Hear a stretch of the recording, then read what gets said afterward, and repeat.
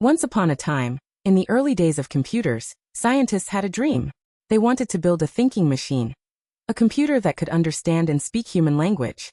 In glowing rooms filled with vacuum tubes and humming machinery, the seeds of artificial intelligence were planted. They looked at language and thought it was just rules like a grammar book. If we write down every rule of English, the computer will learn to talk. So they built giant rulebooks, leather-bound and heavy, filled with thousands of if-then instructions. Hand one of these to a machine, and surely it would speak. Imagine teaching a robot to order pizza. If the human says hungry, ask about pizza. If they say yes, ask about toppings. If they say pepperoni, place the order. Scientists spent years writing millions of these little branches. Every conversation path required its own handcrafted instruction, like drawing a new road for every destination. In 1966, a scientist named Joseph Weizenbaum built ELIZA, a computer therapist unlike anything the world had seen. If you typed "I am sad," ELIZA would ask, "Why are you sad?" People were amazed. It felt like the computer was actually listening, actually caring. A machine had held a conversation, and hearts opened. But human language is messy, sarcastic, and full of hidden meaning. Say "oh great, another rainy day," and a human hears complaint. A rule-following computer hears celebration. Slang, jokes, double meanings, they crash through the rulebook like a flood. The neat walls of if-then logic crumbled under the weight of how people really speak. If someone said something the rulebook did not cover, like "my cat is a ninja," the robot would freeze, gears locked, eyes blinking a single question mark. It could not guess. It could not imagine. Scientists finally realized a deep truth. Humans do not learn language by memorizing rules. We learn by listening to patterns over and over, until meaning settles in. So scientists made a bold decision. Instead of writing rules, they would count patterns. They traded their grammar books for calculators and stacks of newspapers.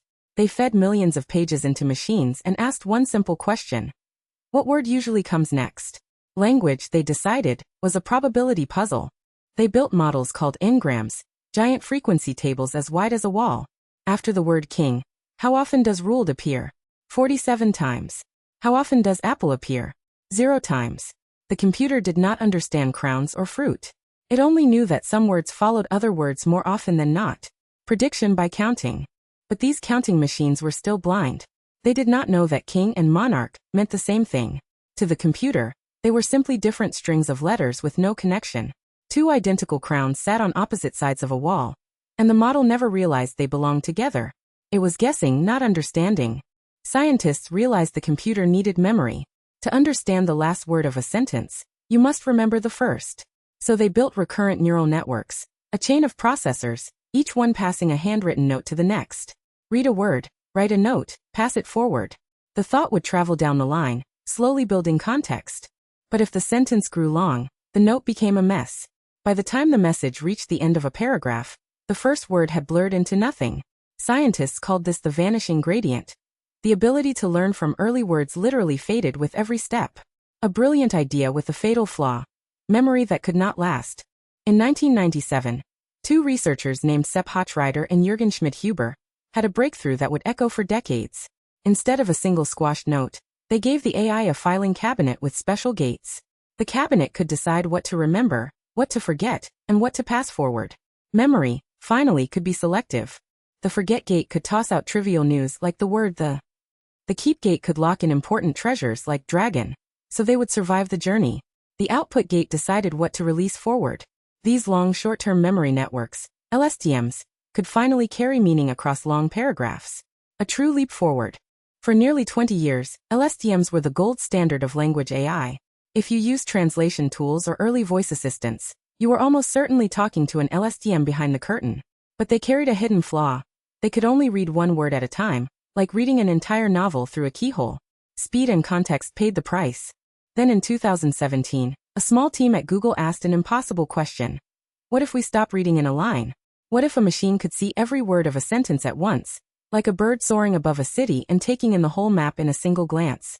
A radical idea, almost heretical, but it would change everything. They invented the transformer, and the whisper chain was shattered. Instead of a line of note passers, they laid every word of a sentence on a giant glowing table at once. Every word could see every other word simultaneously. No more keyholes. No more forgotten beginnings. For the first time, a machine could read a whole thought in a single breath. The secret was a mechanism called self-attention. Imagine slipping on magic glasses that instantly highlight which words belong together. The AI could see that cat and sat are partners across the sentence, even when they sit far apart.